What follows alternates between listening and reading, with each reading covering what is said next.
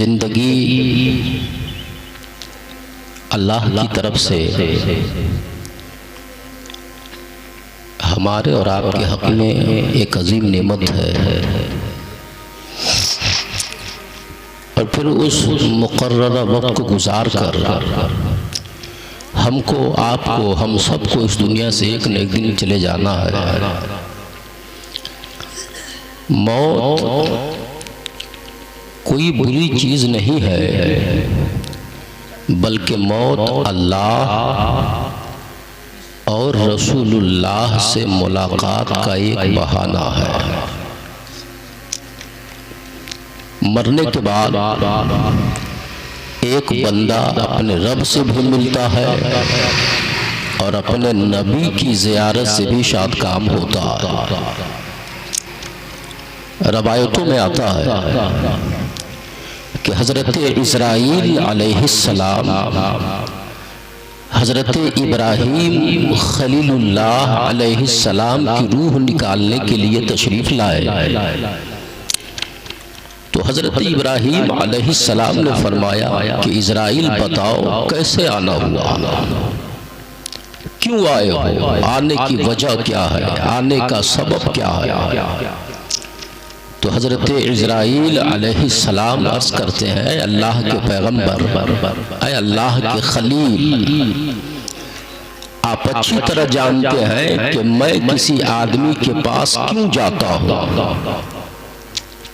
जब किसी की रूह निकालनी होती है तब मैं उसके पास जाया करता हूँ।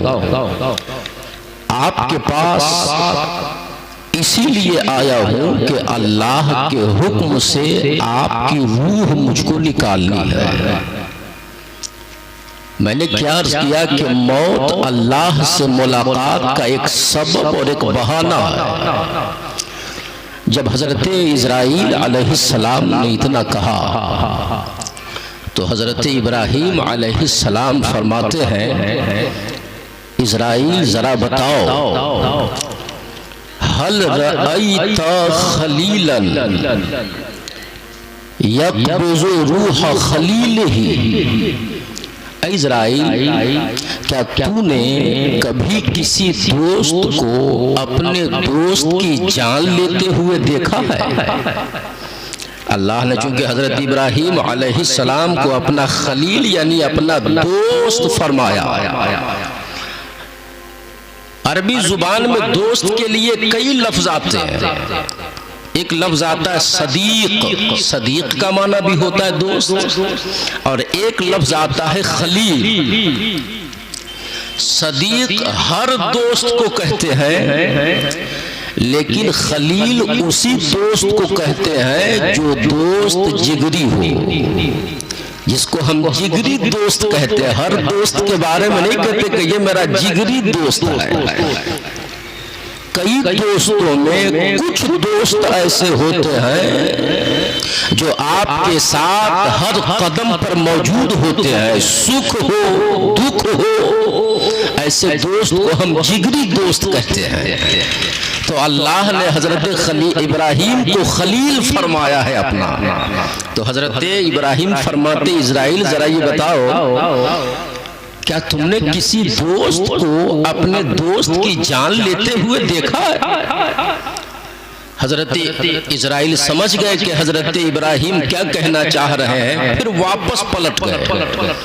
रूह निकालने आए थे, रूह न निकाला, वापस हो गए। रब की बारगाह में अरीज़ा पेश करते, मौला तेरा खलील तो ये कह रहा है कि क्या तूने किसी दोस्त को अपने दोस्त की जान लेते देखा है। जब एक दोस्त अपने दूसरे दोस्त की रूह नहीं निकालता तो अल्लाह ने मुझको अपना दोस्त कहा है, तो मेरी रूह निकालने के लिए अल्लाह ने तुमको कैसे भेज दिया। अल्लाह तेरा खलील तो ये कहता है। पहली बात याद रखिए, मौत अल्लाह से मुलाकात का एक जरिया है, उसी को साबित करने लगा हूं। जब हज़रत इस्राईल ने रब की बारगाह में ये कहा तो अल्लाह ताला हज़रत इस्राईल से फरमाता है, इस्राईल फिर इब्राहीम के पास जाओ और इब्राहीम के पास जा करके तुम कहो, ऐ अल्लाह के पैगंबर, हल रअयत खलीलन यकरहु लिक़ा खलीलिही, क्या आपने किसी दोस्त को देखा है जो अपने दोस्त की मुलाकात को नापसंद करता हो? कोई दोस्त अपने दोस्त से मिलना नापसंद करता है? नहीं करता, बल्कि दोस्त से मिलने का मौका अगर हाथ आ जाए, दोस्ती की ऐसी ऐसी बात होती, ये तो चलती फिरती दोस्ती होती है जो आज हम करते हैं। अगर हमारे जेब सलामत है तो पूरा गांव हमारा दोस्त, और जेब खाली हो जाए तब समझ में आता है कि कौन दोस्त था और कौन पैसे वाला दोस्त था। इससे पहले मैं जहां जा रहता था वहां दो आदमी थे, दोनों बूढ़े थे, बहुत जुड़ी दोस्त थे। एक दोस्त अगर अपने घर नाराज हो जाते, खाना नहीं खाते, तो दूसरे भी खाना बंद कर देते। इतनी मोहब्बत, यहाँ तक कि एक दोस्त को जब कहा गया कि आपको पता है आपके दोस्त का तो इंतकाल हो गया, इतना सुना उनका भी इंतकाल हो गया, तो उन दोनों की कब्र बिल्कुल पास पास खोदी गई कि जब दुनिया में इतने करीब थे तो कब्रिस्तान में भी करीब रहना चाहते। तो अल्लाह कहता है इजराइल जाओ कहो मेरे खलील से कि क्या आपने किसी ऐसे दोस्त को देखा है जो अपने दोस्त से मिलने को नापसंद करता हो? हजरत इजराइल आए, आकर के कहा, तो हजरत इब्राहिम समझ गए कि इसका मतलब क्या है। हजरत इब्राहिम फरमाते कोई दोस्त ऐसा नहीं होता। तब हजरत इजराइल अलैहिस्सलाम अर्ज करते हैं जब एक दोस्त अपने दोस्त की मुलाकात को नापसंद नहीं करता तो मौत भी तो अल्लाह से मिलने का एक जरिया है, तो आप मौत को क्यों नापसंद करते हैं? जैसे ही इतना कहा तो हजरत इब्राहिम अलैहिस्सलाम फरमाते इजराइल देर न करो, जितनी जल्द हो मेरी रूह निकालो ताकि रब से मेरी मुलाकात हो जाए। तो इस जहत से अगर देखे तो मौत बुरी चीज हुई, मरना तो हम सबको एक न एक दिन है, तो मौत अल्लाह से मिलने का, रसूलुल्लाह से मिलने का एक सबब है, एक जरिया है, एक बहाना। जब कोई मर जाए, अभी आपने समाअत किया गुस्ल कफन के हवाले से,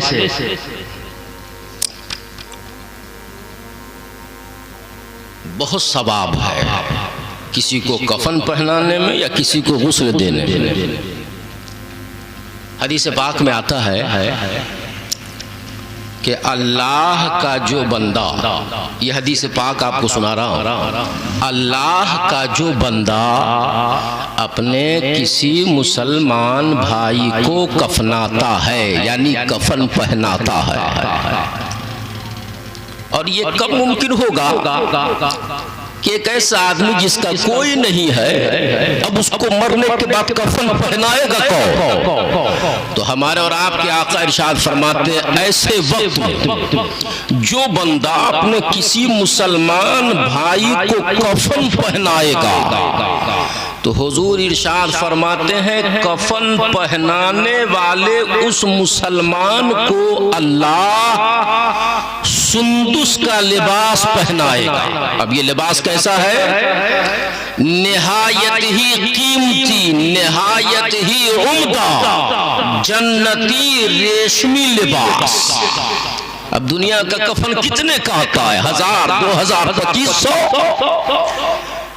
हमने इतना किया कि एक मुसलमान को अपने जेब से 2000, 2500, 5000 निकाल कर कफन खरीद कर कफन पहना दिया।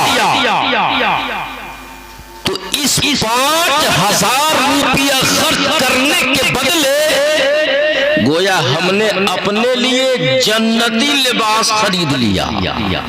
ये छोटी बात है, बहुत बड़ी बात। और ये तरीका भी देखिए, जब कोई मर जाए तो दर्जा बदर्जा उसका काम होता है। मरने वाले के लिए सबसे पहले क्या करना है? तजहीज़ो तकफीन, उसके कफन का इंतजाम करना। कफन, गुस्ल।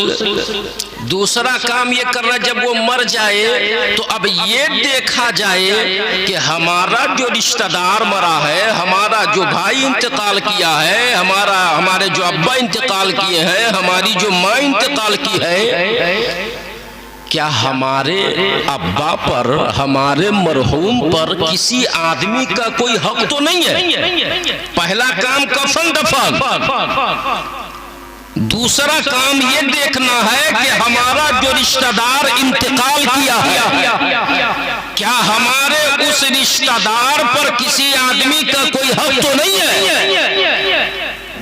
इसी को हमारे और आपके आका हदीस पाक में इरशाद फरमाते हैं, अज्जलू इंजाज़ा वसीयत ही, अपने मुर्दे की वसीयत को पूरी करने में जल्दी करो।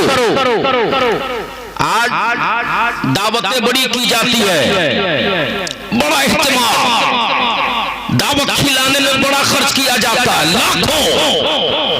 लेकिन याद रखिए, अगर हमने अपने मुर्दे के इसाले सवाब के लिए लाखों रुपया खर्च करके दावत उड़ाया, और अगर हमारे उस मरहूम पर किसी आदमी का 10 रुपया भी बाकी होगा तो हमारा उनके लिए 1 लाख खर्च करना कम पड़ जाएगा, और वो 10 रुपया उनको कब्र में अज़ाब दिलाने के लिए बहुत ज्यादा होगा। दूसरा दर्जा इसाले सवाब का, तीसरा दर्जा, पहला दर्जा ये उसके लिए कफन का इंतजाम करो, उसको गुस्ल दो। और जब कोई गुस्ल देता है तो हजरत अली फरमाते हैं, जिसने किसी को गुस्ल दिया, बेहतर यही है कि मुर्दे के करीबी रिश्तेदार लोग उनको गुस्ल दें, बेहतर ये। अच्छा, हमारा मजहब कितना अच्छा है, जानते हैं हमारा दीन क्या कहता है? ऐ मुर्दे को गुस्ल देने वालों, जब मुर्दे को गुस्ल दो तो जरा अपने हाथ को उसके बदन पर आहिस्ता आहिस्ता फेरना। यानी मुर्दे को गुस्ल देते वक्त इतनी तेजी में हाथ न फेरना, या बदन पर इतना जोर न देना, और ये ना समझना कि वो मर गया। हुजूर फरमाते हैं, जिन चीजों से आदमी अपनी जिंदगी में अज़ियत तकलीफ महसूस करता है, मरने के बाद भी उन चीजों से वो तकलीफ महसूस करता है। तो हुजूर फरमाते, बड़ी मोहब्बत से अपने मुर्दे को नहलाओ, बड़े प्यार से नहलाओ, बड़े एहतराम से नहलाओ। और एक मसला, आज होता क्या, हम लोग गुस्ल देते मुर्दे को ना, तो नाफ से लेकर के घुटने तक सफेद कपड़ा रख देते हैं। ये ना कपड़ा रखा क्यों जाता है नहलाते वक्त? सत्र पोशी के लिए, ताकि सत्र छुप जाए। कभी ऐसा होता है, सफेद कपड़ा पहनने के बावजूद जब उस पर पानी पड़ता है तो पहनना न पहनना दोनों बराबर हो जाता। ऐसा नहीं होता है? सफेद लुंगी पहन करके नहाइए, पता नहीं चलता है कि कपड़ा पहन रखा या नंगा नहा रहा। तो जरूरी नहीं है कि सफेद कपड़े से ही छुपाया जाए, कत्थई रंग का कपड़ा हो। यानी ऐसा होना चाहिए कि पानी पड़ने के बाद भी उस मुर्दे के जिस्म का वो हिस्सा दिखाई, 2 बार कर ले कपड़े को, 2 तह कर ले, 3 तह कर ले, 5 तह कर ले। मकसद है सत्र पोशी करना, जिस जिस्म के जिस हिस्से को हमने छुपाया है, नहाते वक्त उन हिस्सों का न दिखाई देना। अब चाहे वो 2 तह करके हो, 5 तह करके हो, या कपड़ा 10 तह करके हो, 10 तह कपड़ा किया जाए और उसकी सत्र को छुपाया जाए, ताकि पानी पड़ने पर भी उसके जिस्म का वो हिस्सा न दिखने पाए। इस बात को याद रखिएगा, कपड़े का सफेद होना ही जरूरी नहीं है, जरूरी है उसकी सत्र का छुपा हुआ होना, सत्र का दिखाई न देना। तीसरी बात हमारा दीन कहता है, नहलाने वाले के लिए जरूरी है कि कि मुर्दे के जिस्म को उतना ही देखे जितना देखने की जरूरत है। नहलाने वाला मुर्दे के जिस्म को उतना ही देखे जितना जरूरी होता है देखना, जरूरत से ज्यादा न देखे। हो सकता है कि उसके जिस्म में, मुर्दे के जिस्म में कोई ऐब हो जिसको उसने पूरी जिंदगी छुपाया है। हमारा दीन कितना अच्छा, हमारे दीन की तालीम कितनी अच्छी कि जिस आदमी का ऐब उसकी पूरी जिंदगी जाहिर न हुआ और आदमी ने अपने जिस ऐब को पूरी जिंदगी जाहिर न होने दिया। हमारा मजहब कहता है मुर्दे को गुस्ल देने वालों खबरदार, जरूरत से ज्यादा मुर्दे के जिस्म को न देखना, उतना ही देखना जितना देखने की गुस्ल देने के लिए जरूरत है। ज्यादा न देखना। हो सकता है कोई ऐब ऐसा हो उसके बदन में जिसको उसने पूरी जिंदगी छुपाया हो, तुम्हारी नजर उस ऐब पर पड़ जाए, ये भी नहीं करना। एक तो बड़े प्यार से नहलाना है ताकि उसको तकलीफ ना हो।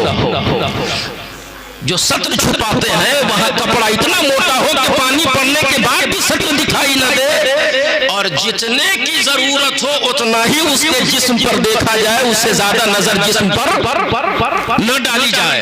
जब ऐसा कोई करता है तो हमने ये तो बता दिया जो कफन पहनाता है उसको नबी फरमाते अल्लाह जन्नती लिबास पहनाएगा।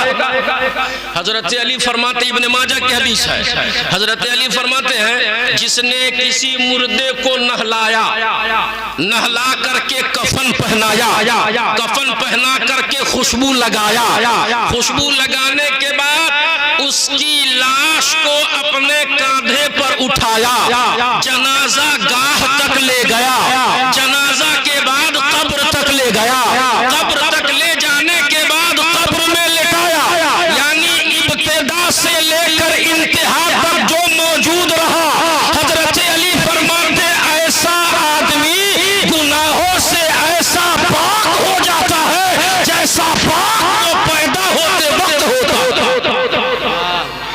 अल्लाह अकबर। ये काम कितना छोटा छोटा है, ये बहुत मुश्किल काम नहीं है, ये बड़ा काम नहीं है, लेकिन हमारे रब की रहमत इतनी वसी है कि हम छोटा छोटा काम करते हैं तो अल्लाह बेहिसाब सवाब अता करता, बेशुमार सवाब अता करता। सबक़त रहमती अला गज़बी, मेरा रब खुद फरमाता।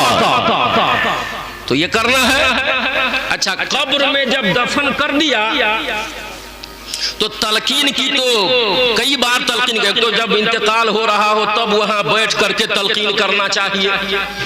घर में अगर तस्वीर हो, कुत्ता वगैरह हो तो तस्वीर भी हटा देनी चाहिए, कुत्ता हो तो कुत्ते को भी रूम से बाहर निकाल देनी चाहिए। ये दो चीजें जहां होती है वहां रहमत के फरिश्ते नहीं आते। अब वहां बैठ के अल्लाह की किबरियाई, अल्लाह की पाकी बयान करे, उसको तलकीन करे।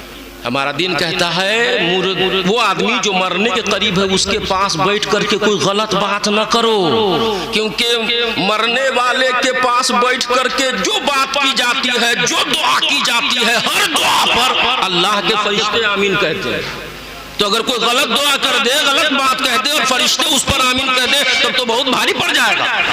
तो जिसका इंतकाल हो रहा हो उसके पास बैठ कर अच्छी बात करे, अल्लाह की पाकी बयान करे, अल्लाह की किबरियाई बयान करे और जोर जोर से कलमा पढ़े, जिसकी आवाज उस आदमी तक भी जा रही हो जो करीबुल मर्ग है, मरने के करीब है। हो सकता है लोगों को कलमा पढ़ता हुआ जब वो देखे और सुने तो हो सकता है वो भी कलमा पढ़ने लगे। तो इससे बड़ी क्या बात होगी। जिंदों की तरफ से अपने मुर्दों के लिए इससे बड़ी कोई बात नहीं हो सकती कि बाप मरते वक्त अपने बेटे की वजह से कलमा पढ़ के मरे, माँ मरते वक्त अपने बेटे की वजह से कलमा पढ़ के मरे, भाई मरते वक्त अपने भाई की वजह से कलमा पढ़ के मरे। एक बेटे की तरफ से अपने बाप और अपनी माँ को दिए जाने वाले तोहफों में से सबसे बड़ा तोहफा ये है कि बेटे की वजह से माँ बाप का दुनिया से जाएं। तो यहाँ भी तलकीन करनी है। और जब कब्रिस्तान चले जाएंगे, दूसरा काम ये है कि मुर्दे पर अगर किसी का कोई हक है तो उसको अदा करो। इसाले सवाब करने से पहले कुरान खानी कराना, बाद में मिलाद खानी अपने मुर्दों के लिए बाद में कराना। पहले ये देखो तुम्हारे मुर्दे पर किसी का कोई हक तो नहीं है, अगर है तो या तो उसको अदा करो या माफ करवाओ। ये दो सूरत है। तो दूसरा काम ये करना है, जब कब्रिस्तान में भी जब चले गए तो हमारे और आपके नबी फरमाते हैं कब्रिस्तान में वजन्नबू जारसू, अपने मुर्दे को कब्रिस्तान में भी बुरे पड़ोसियों से बचाओ। कब्रिस्तान में बुरे पड़ोसियों से, कब्रिस्तान में भी जिस तरह दुनिया में पड़ोसी अच्छा होता है तो बड़ा अच्छा लगता है, अब पड़ोसी अगर अच्छा ना हो तो लाख आप पैसा वाले हो लेकिन उसकी वजह से दूसरे पड़ोसी का जीना हराम हो जाता है। नहीं होता है? होता है। मैं पोखरा गया था एक मर्तबा तकरीर करने के लिए, तो पोखरा का ये कानून है जिसके दरवाजे पर गंदगी होगी उसको 5000 रुपया जुर्माना, सरकारी कानून। तो मैंने तकरीर में कहा था अच्छा है कि ये कानून हम लोगों के यहाँ नहीं है। वहां के रास्ते ऐसे रात में सुई गिर जाए तो आपको मिल जाएगा। मैंने कहा अच्छा है कि ये कानून हम लोगों के यहाँ नहीं है, वरना बड़ा भारी पड़ जाता। कैसे भारी पड़ता? हाँ, नेपाल में है, बहुत खूबसूरत शहर है। क्यों भारी पड़ जाएगा? का उसकी वजह यह है कि जिस पड़ोसी, इसी तरह जमीन के नीचे का पड़ोसी अगर अच्छा हो, सहाबा पूछते हैं, जो हुजूर फरमाते हैं कि कैसे हम मुर्दों को बचाएं, क्या कब्रिस्तान में भी पड़ोसी अच्छा हो तो फायदा मिलता है? तो हमारे और आपके आका इरशाद फरमाते हैं दुनिया में पड़ोसी अच्छा हो तो फायदा मिलता है। तो सहाबा कहते हैं या रसूलल्लाह फायदा तो मिलता है। तो हुजूर फरमाते हैं इसी तरह कब्रिस्तान में भी अगर कब्र वाला पड़ोसी अच्छा हो तो दूसरे पड़ोसी को फायदा पहुंचता है। तो जन्नबू हो जारसू, कब्रिस्तान में भी अपने मुर्दे को बुरे मुर्दों से बचाओ। जब दफन कर दिया जाए, बस ये आखिरी बात सुनिए क्योंकि टाइम खत्म हो रहा। दफन करने के बाद हुजूर फरमाते हैं हदीस पाक में, एक आदमी, जब लोग वापस होने लगे तो एक आदमी मुर्दे के सिरहाने खड़ा हो जाए। एक बार तलकीन तो उस वक्त किया जब वो मरने वाला था, और दूसरी बार तलकीन करनी है जब मुर्दे को दफन कर दिया, कब्र की मिट्टी बराबर कर दिया, लोग वापस जाने लगे। तो एक आदमी मुर्दे के सिरहाने खड़ा होकर के तलकीन करे और क्या कहे, या फुलां बिन फुलान, यानी मुर्दे का नाम ले और मुर्दे की माँ का नाम ले। जिसको दफन किया उसका नाम ले और उसके साथ साथ उसकी माँ का।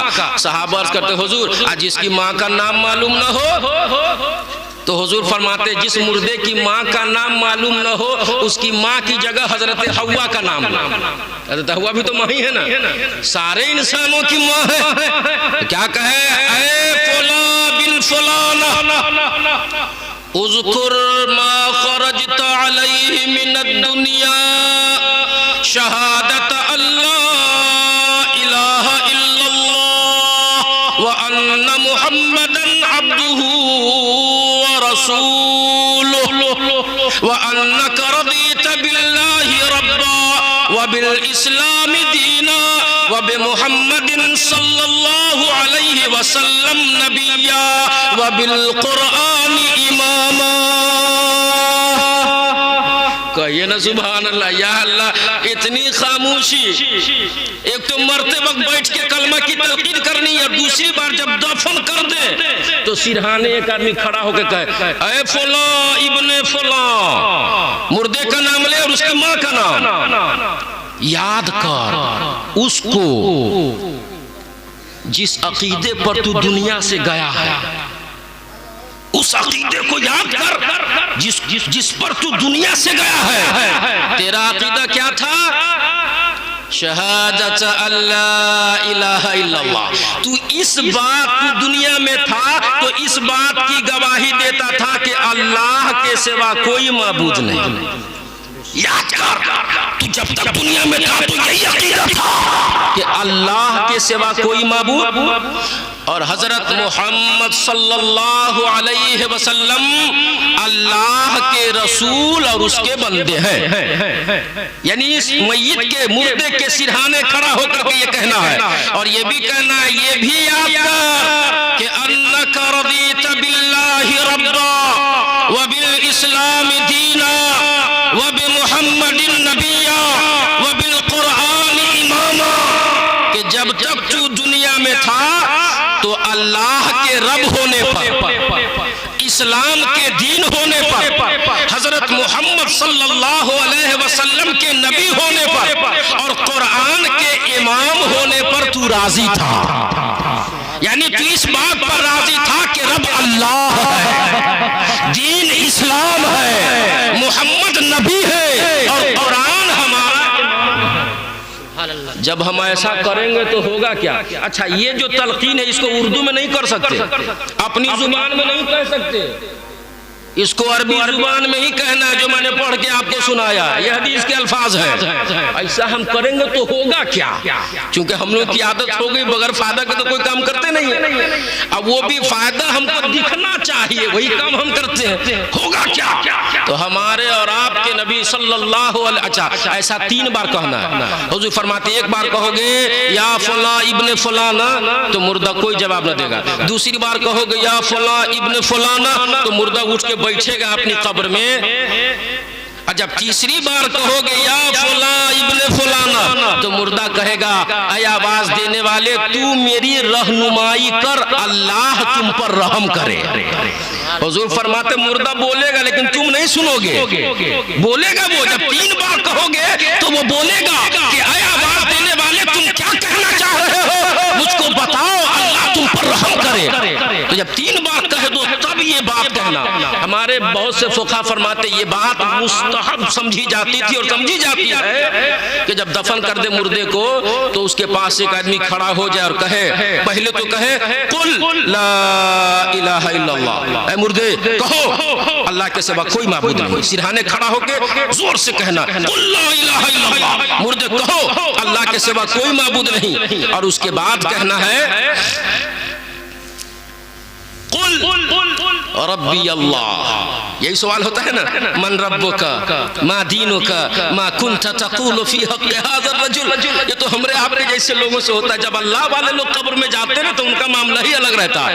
हजरत राबिया बसरी के बारे में आता है, जब आप कब्र में गई तो फरिश्ते आ गए, कहा राबिया बताओ तुम्हारा रब कौन है? तो हजरत राबिया कहती आप दोनों कौन है? मन अंतुमा, आप दोनों हैं कौन जो आ गए कब्र में? कहा हम फरिश्ते हैं। कहा कैसे आना हुआ? कहा हर मरने वाले की कब्र में आते सवाल करने के लिए। कहा क्या पूछ रहे हो?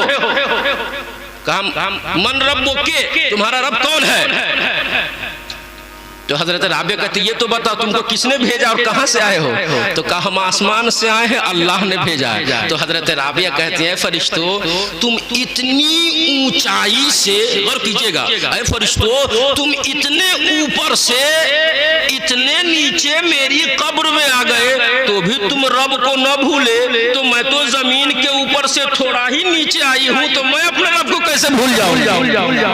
तुम आसमान से मेरी कब्र में इतने नीचे आ गए तो भी तुम अपने रब को न भूले, तो राबिया तो जमीन से थोड़ा नीचे कब्र के अंदर आई है तो राबिया अपने रब को कैसे भूल जाएगी? फरिश्तों जिस रब ने सवाल के लिए तुमको मेरी कब्र में भेजा है, रब्बी अल्लाह, वही मेरा भी रब। तो नबी फरमाते कब्र के पास खड़े होकर कहो कुल ला इलाहा इल्लल्लाह, ऐ मुर्दे बोलो ला इलाहा इल्लल्लाह, अल्लाह के सिवा कोई माबूद नहीं। और आगे हुजूर फरमाते आगे कहो कुल रब्बी अल्लाह दीनी अल इस्लाम नबी जी मुहम्मदुन सल्लल्लाहु अलैहि वसल्लम। यही वो जवाबात हैं जो फरिश्ते कब्र में करते हैं। हमारे और आपके नबी इरशाद फरमाते हैं जब कब्र से बाहर खड़ा होकर एक आदमी समझाता है ना, बताता है कब्र वाले मुर्दे को, तो उन 2 फरिश्तों में से एक फरिश्ता कहता है कि ऐसे आदमी से हम क्या सवाल करें जिनका जवाब दूसरे लोग इनको बता रहे हैं। ये नबी फरमाते हैं, हुजूर फरमाते जब तुम ऐसा करते हो तो मुनकर नकीर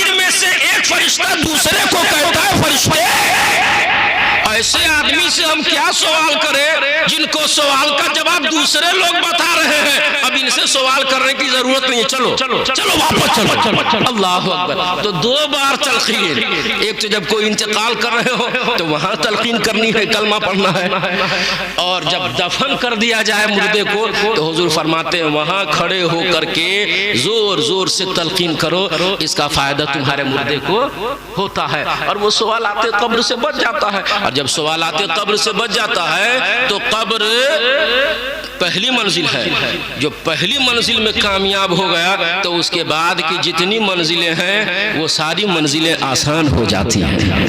अल्लज़ी खलक़ल मौता वल हयाता लियब्लुवकुम अय्युकुम अहसनु अमला। अल्लाह वो है जिसने मौत को पैदा किया, हयात को पैदा किया। क्यों? ताकि अल्लाह ये देखे कि तुम करते क्या हो, तुम्हारा इम्तिहान लेके तुम में से कौन अच्छा अमल करता, ताकि क़यामत के दिन कोई झुटला ना सके। सबका नाम अमाल, और जो जैसा करेगा। एक बात और सुन लीजिए, नाराज ना होइएगा। वो क्या है कि दुनिया में जिसके पास जितना ज्यादा पैसा होता है उसका मकान उतना अच्छा, यहाँ से जाने के बाद कब्र में उसकी कब्र सबसे अच्छी जिसके अमाल अच्छे हैं। दुनिया में अच्छा मकान के लिए माल का होना जरूरी है और अच्छी कब्र होने के लिए अमाल का होना जरूरी है। जिसका अमल जैसा होता है, बस एक बात सुन लीजिए आखिरी इसी हवाले से, यकीनन खत्म कर दूंगा इस बात को बयान करने के बाद। वो हमारे बुजुर्गों में से एक बुजुर्ग गुजरे हैं, उनके बारे में आता है कि एक आदमी था जो कब्र वगैरह खोदता था। तो एक मतलब उनके जहन में क्या आया, वो पहुंच गए कि जरा पूछते हैं बहुत दिन से ये कब्र खोदता है, क्या इसने कोई अजीब बात देखी है, जरा पता करना चाहिए। तो गए तो क्या देखा कि वो कब्रिस्तान में बैठ करके खूब अल्लाहू अल्लाहू का विरद कर रहा, अल्लाह का नाम ले रहा, जबकि वो था नशेरी गंजेरी, कब्र खोदता, कब्र बेच देता, जो पैसा मिलता नशा करता उससे। तो उनको बड़ा ताज्जुब हुआ कि ये नशेरी गंजेरी अल्लाहू अल्लाहू कर रहा है। तो जाके कहे तुम तो बहुत बड़े चर्सी थे, कब्र से जो पैसा तुम कमाते थे उसे तुम शराब पीते थे, कहीं भी नाले में पड़े रहते थे, ये आज तुमको क्या हुआ कि कब्रिस्तान में बैठ के अल्लाहू अल्लाहू कर रहे हो। कहा मेरी जिंदगी में एक ऐसा वाकया पेश आया जिसने मेरी पूरी जिंदगी को बदल के रख दिया। कहा हुआ क्या? कहा एक मरतबा हुआ ये कि चूंकि मेरा काम ही है कब्र खोदना, उसी से जो पैसा मिलता है मैं जिंदगी गुजारता हूँ। एक मरतबा मैंने 3 कब्रें खोदी, और जब तीसरी कब्र खोद रहा था तो उससे इतनी गर्मी आई कि मैं पसीने पसीने हो गया, लेकिन किसी तरह करके मैंने कब्र को खोद दी और जा करके आराम करने के लिए बैठ गया। जब आराम करने के लिए बैठ गया तो मैंने देखा आसमान से कुछ फरिश्ते आए, और उन फरिश्तों में से एक ने पहले कब्र के बारे में कहा, क्या फरिश्तों इस कब्र के बारे में लिखो कि इस कब्र में जो लेटेगा वो जन्नती है, इस कब्र में जो आएगा दफन होगा वो जन्नती है। और जब वो दफन कर दिया जाए तो उसकी कब्र को 12-12 मील लंबी और चौड़ी कर देना। दफन होने के बाद 12 मील दाएं, 12 मील बाएं, पश्चिम पूरब हर तरफ 12-12 मील लंबी चौड़ी कर देना। फैसला हो गया। वो कह रहा मैं सब सुन रहा था। फिर दूसरी कब्र के बारे में आया तो कहा इसमें भी जो आएगा वो भी जन्नती होगा, और जब वो दफन कर दिया जाए तो उसकी कब्र को 40-40 मील लंबी और चौड़ी कर देना। वो भी हो गया। तीसरी कब्र की बारी आई तो उन फरिश्तों में से एक ने कहा इस कब्र में जो लेटेगा वो जहन्नमी है। कहा उसके साथ क्या करना है? कहा जब वो कब्र में दफन कर दी जाए तो कहा उसकी कब्र के लिए क्या करना है, कुशादा करना है या क्या करना है? तो उस फरिश्ते ने कहा उसकी कब्र को यूं कर देना है। कहा 12-12 मील, कहा 40 मील, और तीसरे कब्र वाले के बारे में कहा जब मुर्दा दफन कर दिया जाए तो उसकी कब्र को यूं कर देना। अब वो कब्र खोदने वाला कहता है मैं ये तो जान चुका था कि इन कब्रों में लेटने वालों का हाल क्या होगा, अब ये जानना था इसमें आता कौन है, किसको इसमें दफन किया जाता है। कहा कुछ दिनों के बाद एक जनाजा आया, उसके साथ मुश्किल से 7-8 आदमी थे। अब पहली कब्र उन्होंने मुझसे खरीद ली, उसको दफन कर दिया गया। मैंने पूछा ये तो बताओ इतने कम लोग इसके जनाजे में आए हैं, ये है कौन? तो लोगों में से एक ने कहा ये हमारे गांव का सबसे गरीब आदमी है। यही हो रहा है ना, यानी ये क्या हमारी सोच, क्या हमारी फिक्र हो गई कि हम जनाजा पढ़ने में भी देखते हैं कि मरने वाला अमीर था या गरीब था। अल्लाह अकबर। जबकि हदीस में वाज़ेह तौर पर कहा कि मुसलमान का मुसलमान होने की वजह से तुम पर हक है कि तुम उसका जनाजा पढ़ो।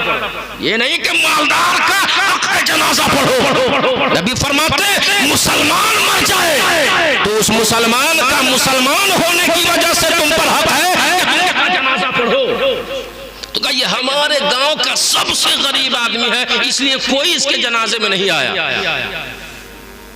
कहा सुनो, ये अगरचे माल का गरीब होगा लेकिन ये किस्मत का बहुत अमीर है, बड़ी किस्मत वाला। हो सकता है जमीन के ऊपर जो इसका घर हो उसकी छप्पड़ भी सलामत न हो, लेकिन जमीन के नीचे जो घर इसको मिला है वो जन्नत की क्यारियों में से एक क्यारी है। का गांव वाले नहीं आए तो क्या हुआ, आओ मैं भी इसके जनाजे में शामिल होता हूँ। जनाजे में शामिल हो गए और 1000 में जो कब्र बेचा था वो पैसा भी वापस कर दिया। उसको खुशी थी कि मैंने जो कब्र खोदी उस कब्र में एक जन्नती आके लेटा है, पैसा वापस कर दिया। कुछ दिनों के बाद दूसरा जनाजा है तो उस जनाजे के साथ और कम लोग, 1 से 2 आदमी।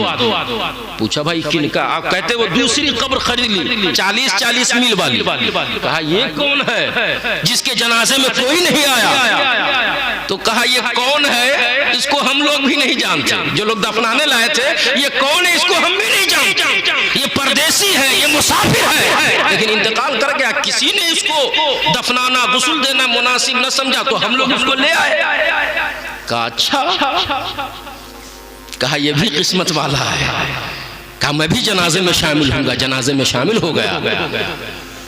उसको भी 1000 रुपया वापस कर दिया कि मुझको न चाहिए। यही क्या कम बड़ी बात है कि मैंने एक जन्नती के लिए मेहनत करके कब्र खो दी है।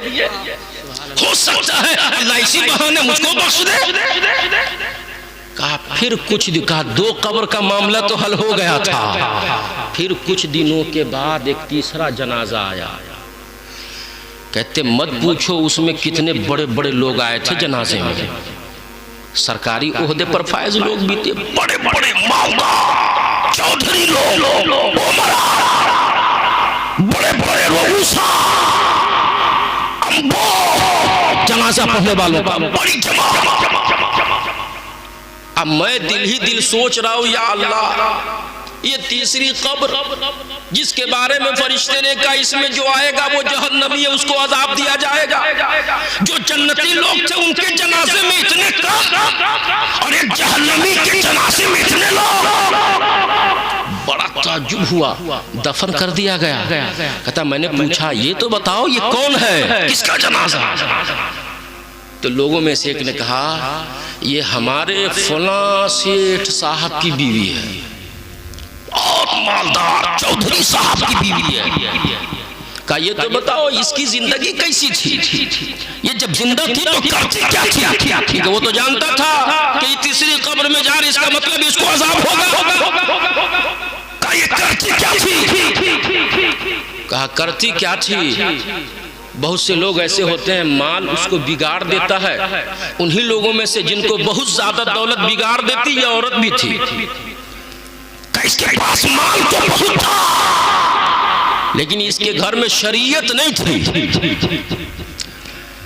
ये शरीयत पर अमल न करती थी। माल बहुत लेकिन शरीयत से बहुत दूर। कहा मैं समझ गया। वो कहता है उस पूछने वाले से कि ऐ मेरे दीनी ईमानी भाई यही वो वाकया है जो मैंने अपनी आंखों से देखा। उससे पहले मैं शराबी जुआरी गजेरी भंगेरी सब था, लेकिन जब ये वाकया मैंने अपनी आंखों से देखा तो उस वाकये ने मेरी पूरी जिंदगी को बदल दिया कि कल का शराब पीने वाला एक वाकया देखने के बाद उसकी हालत ये हुई कि कल शराब पीकर किसी नाले में पड़ा रहता था, लेकिन आज हालत ये है कि जहां बैठता है अल्लाह की इंशाअल्लाह उस कब्र में हमको आपको सबको जाना है।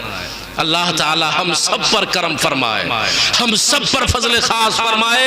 अल्लाह ईमान के साथ जिंदा रखे और ईमान पर ही हम सबको अल्लाह मौत दे। आमीन या रब्बल आलमीन बिजाह हबीबी का सय्यदुल मुरसलीन सल्लल्लाहु अलैहि वसल्लम। सब लोग पढ़िए अस्तगफिरुल्लाह रब्बी मिन कुल्ली ज़म्बिन व अतूबु इलैहि। कलमा शु पढ़िए ला इलाहा इल्लल्लाह मुहम्मदुर रसूलुल्लाह सल्लल्लाहु अलैहि वसल्लम। अस्सलामु अलैकुम।